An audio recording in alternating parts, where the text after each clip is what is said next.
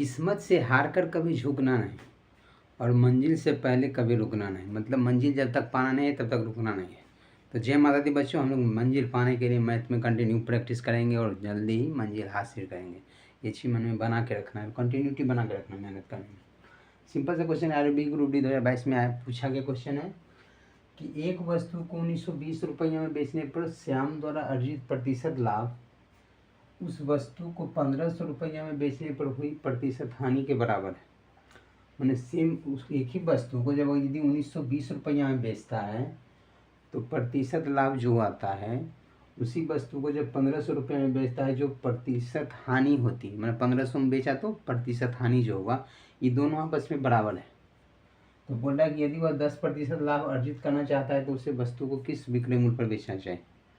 अगर 10% का लाभ चाहिए तो किस विक्रय मूल्य पर बेचना चाहिए। तो पहले हमको यहाँ क्रय मूल्य जानना होगा, क्रय मूल्य इसका यहाँ मालूम नहीं है।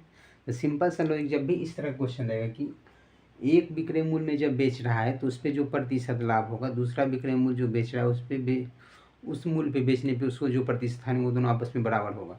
तो इसका सीधा कंसेप्ट है कि एक्स मान लिया कि एक्स वाई जेड कुछ भी मान लिया अननोन क्वांटिटी कि 1920 रुपये में बेचे तो जो लाभ हुआ था विक्रय मूल्य माइनस लाभ, लाभ मान लिया एक्स हुआ, तो विक्रय मूल्य माइनस लाभ, तो ये क्या आ गया, क्रय मूल्य आ गया। समझो, क्रय मूल्य यानी सीपी 1920 माइनस एक्स के, तो भी क्रय मूल्य आ गया। अब बोल रहे हैं कि उसी वस्तु को 1500 रुपये में बेचने पर हुई प्रतिशत हानि, यानी 1500 रुपया यदि विक्रय मूल्य है और एक्स रुपया हानि है, तो ये 1500 प्लस एक्स ये भी हो गया क्रय मूल्य, विक्रय मूल्य प्लस हानि बराबर ये क्या हो गया, क्रय मूल्य हो गया। विक्रय मूल्य माइनस लाभ, ये लाभ है ये हानि है, और दोनों आपस में क्या है, क्रय मूल्य है, ये दोनों क्रय मूल्य है, ये दोनों आपस में बराबर होगा।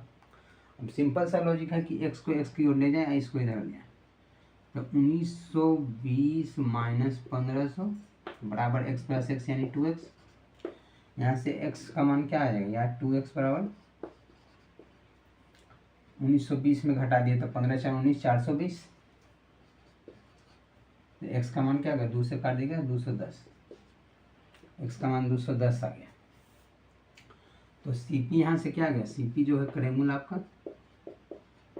क्रय मूल्य बराबर आ गया 1920 माइनस 210, तो 1920 में 210 घटा दिया तो 1710, 1710 रुपया आपका क्रय मूल्य। चाहे 1500 में 210 जोड़ेंगे तब भी 1710 रुपया। तो ये आपका क्रय मूल्य हो गया, हमको क्रय मूल्य पता चल गया। ये सीधा लॉजिक है, इसमें कुछ अजूबा काम नहीं किया। जब भी इस तरह का कंसेप्ट है, क्वेश्चन का थीम समझ लेना है कि जब भी बोला जाए कि इस विक्रय मूल्य पे बेचने पे जो प्रतिशत लाभ हो या लाभ हो, दोनों कंडीशन बराबर है, चाहे लाभ बोले चाहे प्रतिशत लाभ बोले, दोनों में सेम बात है। यह हानि प्रतिशत हानि, ये दोनों आपस में जब भी बराबर होगा तो सेम यही कंसेप्ट लगाएंगे। तो यहाँ से आ गया क्रय मूल्य आपका 1710 रुपये। अब बोल रहा है कि यदि वो 10% लाभ अर्जित करना चाहता है तो विक्रय मूल्य जो होगा, जो विक्रय मूल्य आपका होगा 1710 रुपया तो क्रय मूल्य है। अब इस पे इसको 10% का लाभ चाहिए, यानी इसको 110% चाहिए। इस क्रय मूल्य का 110%, यानी 110% का मतलब क्या हुआ, 110/100, तो 1710 गुने 110/100, एक जीरो कैंसिल। अब 11 से गुना करेंगे तो 11 1 11। सिंपल सा लॉजिक है, ये ऑप्शन सी में ही वो है बस। यहाँ गुना करने का भी काम नहीं है, सिंपल सा तरीका सीखो, इसमें टाइम बचेगा क्योंकि वहाँ ऑप्शन से देख के आगे बढ़ना है। तो यहाँ सिर्फ गुना किए, इकाई अंक से इकाई अंक को एक गुने किए करा, इकाई अंक किसका एक, बस एक ही ऑप्शन है, इसी में टिक मार के आगे बढ़ गए क्योंकि यही होगा ही होगा, बाकी दूसरा हो नहीं सकता।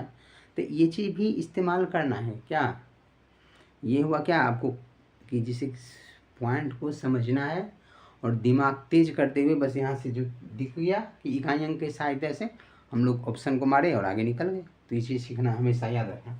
गुना करके यहाँ किस लिए हम सोल्व करें, यहाँ भले प्रैक्टिकली का बात है कि यहाँ हम लोग जानने के लिए कर सकते हैं। 11 1 11 का 1 बाकी है, 11 से 70 1 78 का 8 बाकी 7, 11 1 11 11 7 1881 रुपये आ गया। लेकिन परीक्षा में बस इकाई अंक यदि मिल गया, इकाई अंक से हमको यहाँ दिख गया, बस वहीं बाढ़ के आगे बढ़ जाएंगे, हमको समय बचेगा। ये चीज़ ध्यान रखना है। तो यहाँ से क्या समझे आप, जब भी इस तरह का क्वेश्चन मिला है कि इतना रुपया में बेचने पे जो अर्जित प्रतिशत लाभ हो या अर्जित लाभ हो, इतना रुपया में बेचने पे जो हानि होगा वो दोनों आपस में बराबर होगा, तो सेम यही कंसेप्ट लगाएंगे। अब देखो ये अगर हम इसे देखना चाहें कि जो क्वेश्चन का रहा है वो है कि नहीं, क्रय मूल्य हमको पता चल गया कि 1710 रुपया है। पहला कंडीशन है कि 1920 रुपया में बेचने पे, तो 1920 रुपया में जब बेच रहा है 1710 रुपया, क्या है विक्रय मूल्य माइनस क्रय मूल्य, तो ये लाभ आ गया 210 और 210 रुपया हानि भी है, ये लाभ है, ये है लाभ, हानि भी तो बराबर ही है, हानि भी तो बराबर है, हानि भी है 210 रुपया। तो दोनों में जब देखो इस सिंपल सा लॉजिक है कि लाभ प्रतिशत लाभ क्या होता है, लाभ बटे क्रय मूल्य यानी 1710 गुने 100। वही हानि बराबर ही होता है कि हानि भी 210 है, तो हानि बटे क्रय मूल्य गुने 100। तो चाहे लाभ और हानि बराबर हो, चाहे प्रतिशत लाभ या हानि बराबर, दोनों कंडीशन में सेम थीम, कुछ इसमें जुआ काम नहीं कर रहा है। लाभ बटे क्रय मूल्य गुने 100, लाभ हानि बटे क्रय मूल्य गुने 100, सब चीज़ सेम है, चाहे प्रतिशत लाभ बोले चाहे लाभ बोले तब भी बराबर है, हानि लाभ दोनों बराबर, या प्रतिशत लाभ या प्रतिशत हानि तब भी दोनों बराबर। इसलिए इन दोनों में लैंग्वेज समझ लेना कि प्रतिशत लाभ और प्रतिशत हानि बराबर बोले तब भी सेम बात, लाभ या हानि बराबर तब भी सेम बात, सेम देखा ना, दोनों सेम सेम सेम चीज़ है। यहाँ भी प्रतिशत में निकालेंगे तो वही आएगा, यहाँ भी वही आएगा, आया कि नहीं, जो सेम सेम है सब चीज़ सेम है, एक जीरो कैंसिल करेगा, बाकी जो भी सब भी सेम है, इसमें भी सेम है, वही बात गुना करके निकालना होगा, बात समझ गए ना। तो बस सेम सेम चीज़ है, इसमें कुछ प्रतिशत लाभ बोले चाहे लाभ बोले तब भी बराबर बराबर, प्रतिशत हानि प्रतिशत लाभ या लाभ हानि दोनों बात सेम है। तो इस तरीके से इजी वे में आप समझ गए, इस तरीके से सिंपल सा क्वेश्चन था लेकिन थोड़ा सा ट्विस्ट था, इसको समझ के इजी वे में हम लोग बना लिए। और मिलते हैं नेक्स्ट वीडियो में नेक्स्ट कॉन्सेप्ट के साथ, तब तक के लिए थैंक यू सो मच।